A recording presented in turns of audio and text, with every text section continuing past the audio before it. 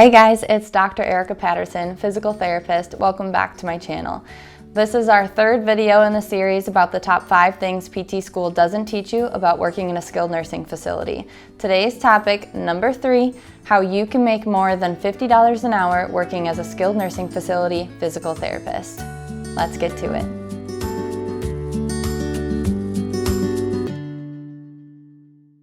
So instead of working full-time or part-time at a skilled nursing facility, I recommend that you work as a PRN therapist, which means that you're as needed. I know this sounds weird, but this is how it works.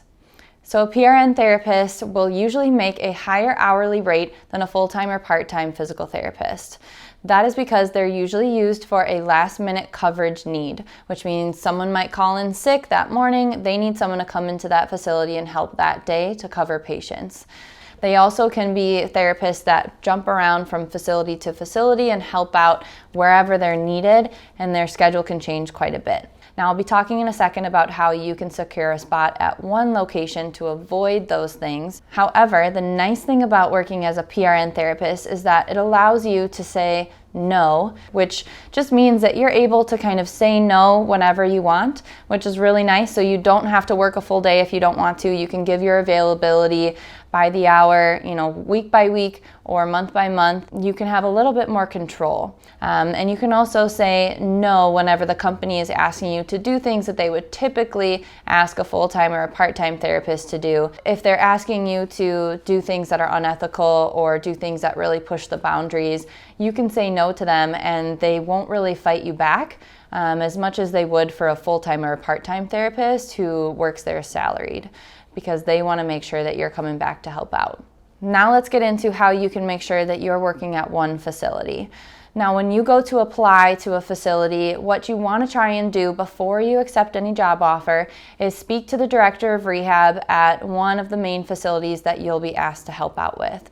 So that will help you have more of a one-on-one conversation with that director of rehab, so you can tell them that you'll be available to help them as many hours as they need. You can, give them a full week if they need. You are reliable. You can be there every day, and you don't necessarily need to be jumping around to a lot of different locations.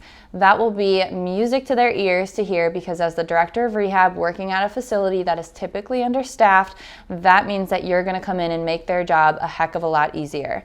This conversation is crucial to getting paid more than $50 an hour, because that will be someone that now works with this company that's on the inside that can kind of help support you getting this job if you run into any issues negotiating with HR. Now remember, when you're negotiating your hourly rate, know your worth.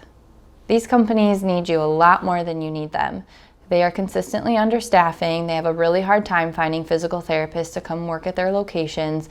So they're going to compensate for that by having high expectations for you. Know what those expectations will be. Know what will be asked of you. We'll talk about that more in depth in the next video, but know that they're going to have high productivity standards. Know that they're going to ask you to supervise multiple PTAs.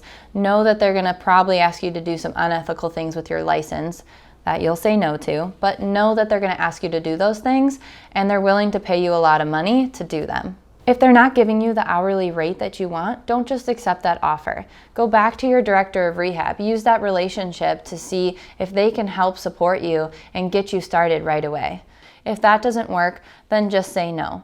Politely decline the offer, then reach back out in a couple of weeks. They probably won't have found anyone to fill that position.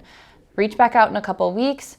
Let them know that you still have all this availability, you're happy to start as soon as possible, and let them know that you're willing to talk about it. I did that with my job. They initially were offering me $50 an hour, and I knew they could go more. I kind of wanted to test them, see if they could go more. So I declined the offer. I reached back out in 2 weeks and spoke to someone from the company and reminded them of my availability, any of the experience that I had, and they right on the spot told me that they would give me much more than $50 an hour, which I was perfectly happy with. I started the next day. And now I am a PRN therapist who can control her own schedule, has a really good work-life balance, and makes a heck of a lot more than I would if I was working for the same company, same number of hours as a full-time therapist or a part-time therapist. So those are the steps to go through to make more than $50 an hour as a PT at a SNF. Don't forget, like, comment, and subscribe. Hit the link below to join our Facebook group to continue learning how to level up your career as a physical therapist. As always, advocate for yourself and your patients. Thanks, guys.